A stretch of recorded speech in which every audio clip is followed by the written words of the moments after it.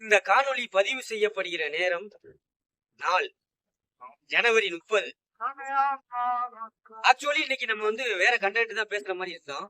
ஆனால் இன்னைக்கு வழக்கம் போல அதிகாலை வேலைக்கு கிளம்பி வெளியில பார்த்தா ஒட்டியிருந்த போஸ்டர்ஸ் இந்த கண்டென்ட்டை விட நம்ம வேற எதனா பேச போறோம் என்ற நிலைக்கு நம்மளை தள்ளி விட்டுருக்கு. அப்படி அந்த போஸ்டர்ல என்னதான் இருந்தது பாத்தீங்கன்னா, அந்த மாதிரி ஒரு போஸ்டரை இது வரைக்கும் நான் தமிழ்நாட்டுல பார்த்ததே இல்லை என்று கூட சொல்லலாம்.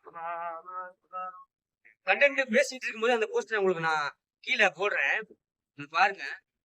அது என்ன சூரட்டி என்றால், மகாத்மா காந்தி ஒரு கணத்தை அறைந்தால் மறுகணத்தை திக்கு காட்டு என்று சொன்ன இயேசுநாதரை போலவே மகாத்மா காந்தியும் நீ அடுத்த மனிதர் மீது கை வைக்க கூடாது, அவன் மீது வன்முறையில் நாம் பயணிக்க கூடாது, வன்முறை கூடவே கூடாது என்ற மகாத்மா காந்தி, அகிம்சை வழி நடக்க சொன்ன மகாத்மா காந்தி மதவெறிக்கு பலியான நாள் இன்று ஜனவரி 30. இப்படிப்பட்ட ஒரு மனிதனை வெள்ளக்காரர்களே, நம்மை ஆண்ட பிரிட்டிஷார்களே பார்த்து வியந்த ஒரு மனிதரை சுட்டுக் கொள்வதற்கு இந்த மதவெறி கும்பல் காரர்களுக்கு எப்படி மனது வந்தது என்று நினைக்கும் போதுதான் நெஞ்சு பதறுகிறது. அந்த சூரட்டியை பார்த்ததுல இருந்த கிட்டத்தட்ட ஒரு அரை நாள் முழுக்க மனம் முழுக்க அந்த சூரட்டியிலேயே லயித்து இருந்தது என்று சொல்லலாம். ஏனென்றால் அந்த சூரட்டியை நீங்க பார்க்கும் போதே உங்களுக்கு புரிஞ்சிருக்கும்னு நினைக்கிறேன். ஏன் மகாத்மா காந்தி சுட்டுக் கொல்லப்பட்டார்? ஏன் அவர் நம்மளுடைய நாட்டுக்கு மக்கள் எல்லாம் ஒற்றுமையாக இருக்க வேண்டும், இந்தியா என்றும் அடிமை நாடாக இருக்கக்கூடாது, நமக்கு ஒரு பாரம்பரியம் உண்டு, பன்முகத்தன்மை கொண்ட நாடு என்று மக்களிடையே ஒற்றுமையைத்தானே போதித்தார். அப்போ ஏன் அவரை சுற்று வீழ்த்தினார்கள்? ஒரு 200 கிராம் சதையவும் ஒரு 500 கிராம் எலும்பையும் கொண்ட அந்த உருவத்தை குத்துமைப்பா பார்க்க போனா அந்த அளவு சொல்றேன், சுட்டு வீழ்த்துவதற்கு இவர்களுக்கு மனம் எப்படி வந்தது? ஏன் வந்தது? என்ன காரணம்? இப்ப இதற்கு காரணம் இந்த மதவெறிதானா? ஆம், மதவெறிதான். காந்தி அவருடைய ஆசிரமத்தில் பகவத்கீதையை வைத்து ஓதுவார், ராமாயணத்தை வைத்து ஓதுவார், அரே ராமா அரே ராமா என்று மணிக்கு ஒரு தரம் முழங்குவார், நிமிடத்திற்கு ஒரு தரம். ஆனால் பகவத்கீதையும் ஓதக்கூடிய காந்திஜி, கம்பராமாயணத்தையும் படிக்கக்கூடிய காந்திஜி திருக்குரானையும் வைத்து ஓதுவார், திருக்குரானையும் அவருடைய சிஷியர்களுக்கு கற்றுத்தருவார் என்று சொல்லப்படுகிறது.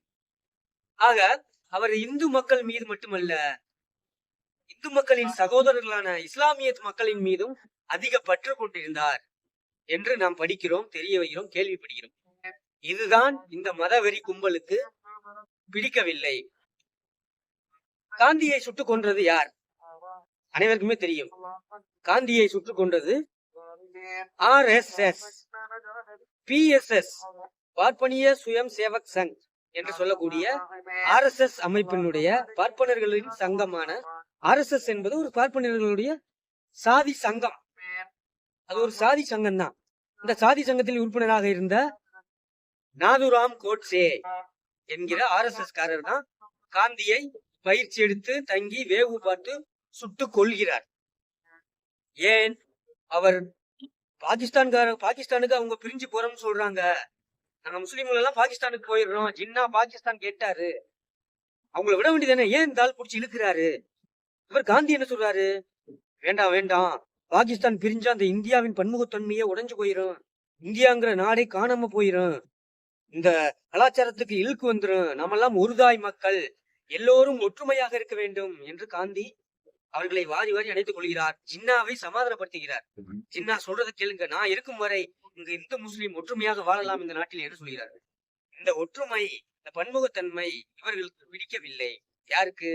இந்த PSS, RSS பார்ப்பனர் சங்கம் இருக்கு இல்லையா, அதுல உள்ளவங்களுக்கு பிடிக்கவில்லை. ஏனென்றால் இவர்கள் நாட்டை சுரண்ட, தடிவயப்படுத்த, நாங்கள் தலையில் பிறந்தோம், நாங்கள் தான் அறிவாளி, நாங்கள் தான் உயர் பதவி வைப்போம், இவர்கள் எல்லாம் கல்வி வைக்கக்கூடாது, இவர்கள் தான் இந்த வேலையை தான் செய்ய வேண்டும், குலத்தொழில் முறை, வர்ணாசிரமம், மனு தர்மம் என்று பிரித்து வைத்து இந்த நாட்டை அடிமைப்படுத்தி தன் வயப்படுத்த தாங்களே ஆள்கிறவர்களாக மன்னர்களை கையில் போட்டு வாரி கொழுத்து உண்டு இளைத்தவர்கள், தெளித்தவர்கள், நல்லா கொழுத்தவர்கள்.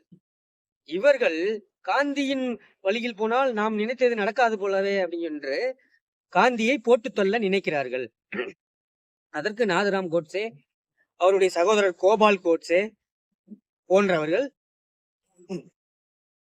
முறையாக பயிற்சி எடுத்துக்கொண்டு ஒரு ஹோட்டல்ல தங்குறாங்க.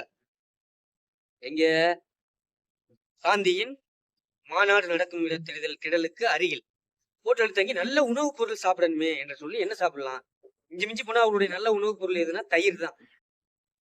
அவ்வளவு பொறுத்தளவு தயிர் வெஜ்ஜு. நம்ம தான் முன்னாடி வீடியோல சொல்லியிருக்கோமே, உலகத்திலேயே மிகப்பெரிய வெஜ் பால் தான். அந்த பால்ல இருந்து தயிர் உலகத்திலேயே மிகப்பெரிய நான்வெஜ் பொருள். நம் இன்னும் உணவுப் பொருள்களிலேயே மிகப்பெரிய நான்வெஜ், கறியை விட பால் தான் மிகப்பெரிய நான்வெஜ். இந்த பால்ல இருந்து பெறப்படுகிற தயிர் எப்படி வெஜ்ஜா இருக்க முடியும்? அந்த தயிர் ஊத்தி குழப்பி அடிச்சுட்டு பாவம் அந்த எலும்பும் தோலுமான இந்தியா ஃபுல்லா நடந்து நடந்து பகுத்தறிவை போதித்து, சமத்துவத்தை போதித்து, அகிம்சையை போதித்த அந்த மகாத்மா சுட்டு கொல்லப்பட்ட நாள் இன்றுதாங்க. இவர்கள் மதவெறி பிடித்தவர்கள். இவர்களுடைய மனிதர்கள் வாழ முடியாது போல. இந்த நாளை நான் எண்ணி பார்க்கும்போது எப்படி தன்மை வாய்ந்த ஒரு பயங்கரவாதியான நாடுகளில் நாம் வாழ்கிறோம் என்று பயம் வருகிறது. இந்த பயங்கரவாதிகளுக்கு இந்த RSS, ராஷ்டிரம் சுயம் சேவக் சங், இந்த பயங்கரவாதிகளுக்கு எப்படி நாம் பாடம் புகட்ட போகிறோம்? பயங்கரவாத RSS உடைய அரசியல் பிரிவான BJP தான் இன்று நம்மை 10 வருடங்களாக ஆண்டு கொண்டிருக்கிறது. மறுபடியும் இவர்கள் ஏதாவது தில்லுமுள்ளு பண்ணி ஆட்சிக்கு வந்து விட்டால் இந்த இந்தியாவில் என்ன நடக்கும்? இந்த பன்முகத்தன்மை பாலா போய்விடுமே. அரசியல் சட்டத்தை தூக்குவோம் என்கிறார்கள். இந்தியாவிற்கு பெயர் பாரத் தான் என்கிறார்கள். பாரத் என்பது ஆரிய கல்ச்சர். ஆரியர்கள் அவர்கள் இந்தியாவில் கைபர் போலன் கணவாய் வழியாக வந்தவர்கள்.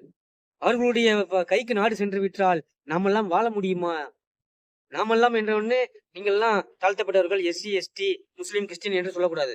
இங்கே MBCயும் இருக்கிறது, OBCயும் இருக்கிறது. பிராமணர்கள் தவிர்த்து எந்தெந்த பிராமணர்கள்? தமிழ்நாட்டில் பிராமணர்களுக்கு பிராமணம் என்கிறது வர்ணம். தமிழ்நாட்டில் பிராமணர்களுக்கு ஐயர் என்று பொருள். ஐயர் சாதி, ஆனால் வர்ணம் பிராமணன். கேரளாவில் பிராமணர்களுக்கு நம்பூதிரி. உத்தரப்பிரதேசத்தில் பிராமணர்களுக்கு சித்பவன் பிராமணர்கள். இப்படி முகர்ஜி, பானர்ஜி, பண்டிட் என்று பல்வகை பிராமணர்கள் உண்டு. இந்த பிராமணர்களின் கையில் நாடு சிக்குவதற்காகத்தான் பேராசிரியர் கல்புர்கி அண்ட் கௌரி லங்கேஷ் போன்ற பொதுநலவாதிகள், பொது உடைமைவாதிகள், பத்திரிகையாளர்கள் இவர்களால் சுட்டுக் கொல்லப்பட்டிருக்கிறார்கள். இவர்களுடைய பஜ்ரங் தள், சனாதன் சன்ஸ்தா, இந்து சேவா சங்கம் போன்ற அந்த RSSின் கிளை பிரிவுகள் பல உண்டு. அவற்றில் கொலை செய்யக்கூடிய அமைப்புகளும் உண்டு. அவற்றில் ஒரு RSSின் அரசியல் பிரிவு தான் BJP. இந்த BJP ஒருவேளை இந்தியாவின் பன்முகத்தன்மை உடைந்து போகுமே ஆனால், இதுவரை கட்டி காக்கப்பட்ட இந்த சமத்துவம் உடைந்து போகுமே ஆனால், இந்திய அரசியலமைப்பு சட்டம் அழிந்து போகுமே ஆனால், கண்டிப்பாக இந்த இந்தியா உடைவதை யாராலும் தடுக்க முடியாது. அடித்தட்டு மக்கள் வாழ முடியாது. நீங்களே பார்க்க போனால் தெரியும், அம்பானியும் அதானியும் தான் இன்று வரி விலக்கு பெறுகிறார்கள். லட்சம் கோடி கணன் தள்ளுபடி பெற்றிருக்கிறார்கள். அவர்களை போன்ற தொழிலதிபர்கள் தான் வாழ முடியும். ஆக இந்தியா உடையும் அபாயத்தில் நாம் இருக்கிறோம். ஆக மதவாத சக்திகளுக்கும் தீவிரவாத சக்திகளுக்கும் இந்த பயங்கரவாத RSSக்கும் இடம் கொடாமல் நாம் மனிதநேயத்தோடு வாழ வேண்டும். அதற்கான சபதம், அதற்கான உறுதியை இந்த காந்தி மரணித்த இந்த நன்னாளில் உறுதியேற்போம். நன்றி, வணக்கம்.